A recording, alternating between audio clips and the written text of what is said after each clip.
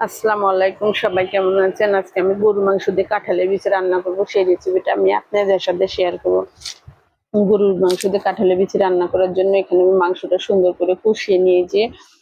আমি আসলে মাংসটা কষিয়ে নিয়ে এখানে দেখেন এই পর্যায়ে যখন তেল বেরিয়ে যাবে আর আমি কাঁঠালের বিচিগুলো সুন্দর করে পরিষ্কার করে নিয়েছি, নিয়ে একটু ভিজিয়ে রেখেছি। কাঁঠালের বিচিটা অবশ্যই রান্না করার আগে একটু ভিজিয়ে রাখলে কিন্তু বিচিটা খেতে কিন্তু একটু ভালো হয়, আর সিদ্ধটাও কিন্তু সুন্দর হয়।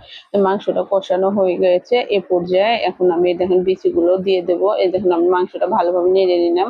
এই দেখুন বিচিগুলো আর আমি ভিজিয়ে রেখে ঘষে নিয়ে আমি বটিটা একবারে চেঁচে ফেলে দিয়েছি, দিয়ে একটু ভিজিয়ে রেখেছিলাম ঘন্টা খানিকের মতন। এ পর্যায়ে আমি দিয়ে দিলাম একটু, আবার আসলে এইভাবে নেড়ে ছেড়ে আমি ঢাকনা দিয়ে ঢেকে দেবো। আসলে কাঁঠালের বিচি দিয়ে গরুর মাংসটা কিন্তু অনেক মজা লাগে আমার কাছে খেতে। আপনাদের কাছে কেমন লাগে জানি না। আসলে কাঁঠাল আমি এভাবে ভালোভাবে নেড়ে চেড়ে নিলাম, নিয়ে দেখুন এইভাবে আমি আবার একটু নেড়ে দেবো। আসলে গরুর মাংসটা এইভাবে কষানোর পরে কিন্তু আমি এ পর্যায়ে কিন্তু গরম পানি দেবো। আসলে তরকারিটা কষানোর পরে একটু আসলে গরম পানি দিলে কিন্তু তরকারিটা ভালো হয়। এই যে দেখুন এই পর্যায়ে আমি গরম পানি দিয়ে দিলাম।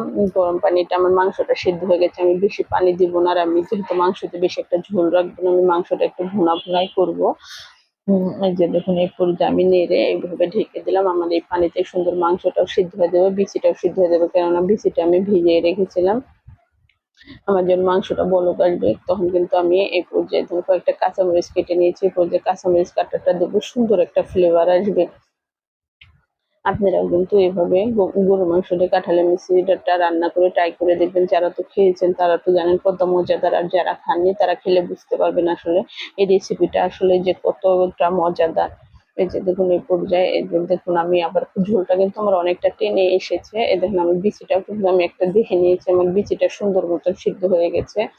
আমি আসলে এখানে আলু দিইনি, কাঁঠালের বিচির সাথে কিন্তু অনেকে আলুই দেয়, আলু দিতে পারেন, কিন্তু আমার কাছে আলু দিইনি, আমি শুধু কাঁঠালের বিচিটা দিয়ে রান্না করলাম। এভাবে আমি এদের ভালোভাবে নেড়ে চেড়ে নিচ্ছি। এ পর্যায়ে কিন্তু আমার রসটা কিন্তু ঝোলটা একটু শুকিয়ে গেলে এটা আমি চুলা থেকে নামিয়ে নেবো। আপনারা কিন্তু এভাবে ঝোলটা রেখে নামিয়ে নিতে পারেন। ঝোলটা একটু শুকানোর পরে চুলা থেকে নামিয়ে নিয়েছি। মাংসটা কিন্তু কত সুন্দর হচ্ছে, খেতেও কিন্তু অনেক মজাদার হবে। আপনাদের কাছে আমাদের এই ভিডিওটি ভালো লাগলে আমাকে একটা লাইক দিয়ে আমার চ্যানেলটি সাবস্ক্রাইব করে দেবেন। ধন্যবাদ।